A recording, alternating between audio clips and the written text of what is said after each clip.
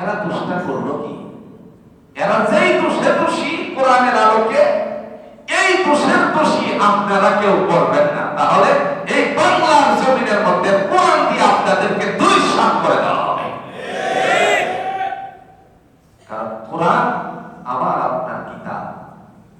আপনি যদি বেয়াদবি করেন, কোরআনের বাইরে করেন, মত একদল থাকতে হবে এরকম, তারারে সিধা করবা থাকে কথা বলা।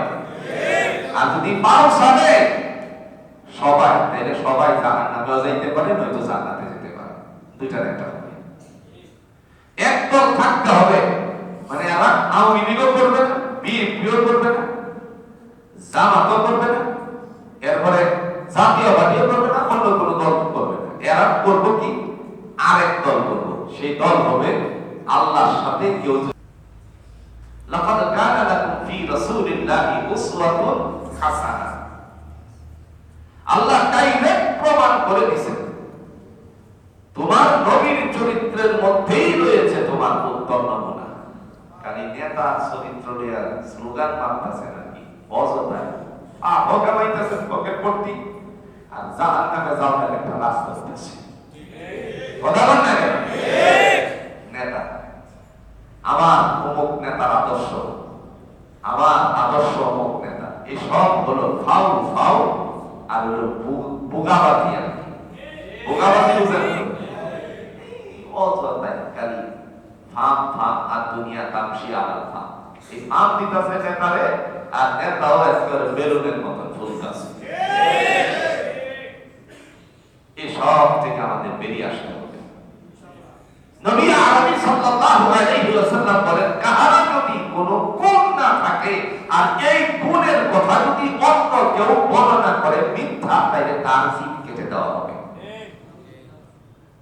চারটিকার কথা, আদর্শবান হওয়া কি চারটিকার? খলিফাতুল মুসলিমিন অত নেতা ছিলেন। হযরত আবু বকর সিদ্দিক রাদিয়াল্লাহু তাআলা খলিফা ছিলেন, ওসমান গনি রাদিয়াল্লাহু তাআলা খলিফা ছিলেন। কোন নেতার আদর্শ মানবে? আমার চোখ তো এখন পুরা ঝাপসা আসতেছে।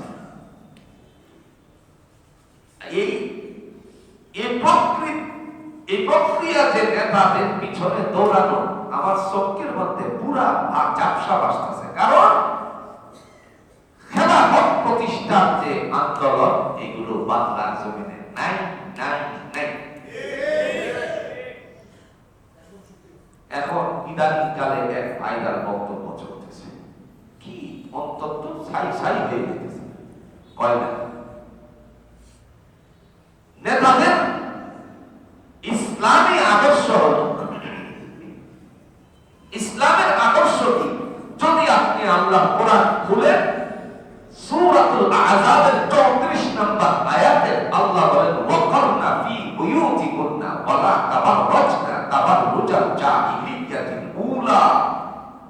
নারী হে, তুমি থাকবে ঘরের ভিতরে। নারী থাকবে কোন জায়গায়?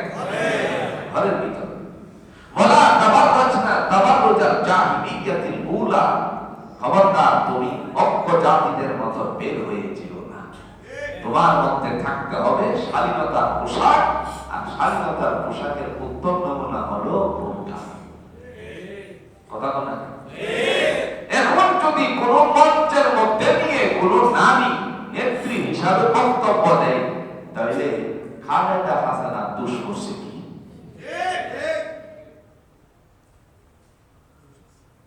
কষ্ট পায়, হৃদয়ের ভাঙ্গার থেকে কথাটা বলছি। ইসলাম তো আপনাকে কোরআন তো এই কথা শিক্ষাই দেয়। আল্লাহর কোরআন আপনাকে শিক্ষা দিয়েছে সূরাতুল আহজাব। আব্রুময় একটা সূরা নাযিল করছে, নারী কেমনে চলবে। এখন আপনি যদি মঞ্চে দাঁড় করিয়ে কোন নারীর বক্তব্য দেওয়ার বক্তব্য শুনেন, তাইলে হাসিনা খালেদা দুষ্টা করলো কি? কথা বলা। আল্লাহ হেফাজত করুন। আরো জোরে বলেন আমিন। বেগম খালেদা জিয়া, এরপরে শেখ হাসিনা, এরা দুষ্টা করলো কি? এরা যেই দোষে দোষী কোরআনের আলোকে, এই দোষের দোষী আপনারা কেউ করবেন না। তাহলে এই বাংলার জমিনের মধ্যে কোরআন দিয়ে আপনাদেরকে দুই সাত করে দেওয়া হবে। কারণ কোরআন আমার আপনার কিতাব। আপনি যদি বেয়াদবি করেন, কোরআনের বাইরে করেন, বলবো একদল থাকতে হবে এরকম তারারে সিধা করবা লাগে কথা বলা। আর যদি পাও সাথে সবাই, তাহলে সবাই জাহান্নামেও যাইতে পারে, নয়তো জান্নাতে যেতে পারে, দুইটার একটা হবে। একদল থাকতে হবে, মানে আমার আওয়ামী লীগও করবে না, বিএনপিও করবে না, জামাতও করবে না, এরপরে জাতীয়বাদীও করবে না, অন্য কোনো দল করবে না। এরা করবো কি, আরেক দল করবো। সেই দল হবে আল্লাহর সাথে কেউ যদি বেঈমানি করে, কোরআনের বিরোধী কাজ করে, এগরে ফিসিয়া সিধা করবার লাগে। তৈরি আমি এই দলের কথাটা বুঝছেন, কথাটা বুঝছেন। তৈরি আমি এই দলের যদি আওয়ামী লীগ করে, আওয়ামী লীগের বসব, বিএনপি করে বিএনপি বসব, জামাত করে জামাতে, আরো যদি মামুনুল হক সাহেব করে মামুনুল হক সাহেব খেসা দিব। এরপরে সরবনের বিশ্বাস করলে এই রাজাকারে স্টিম রুলার যেটাতে রাস্তা ঠিক করে হেরে দিব। এই দলে আমি আছি। কোরআনের বাইরে কেউ কোনো কাজ করবে, ছাড় দেওয়া হবে না।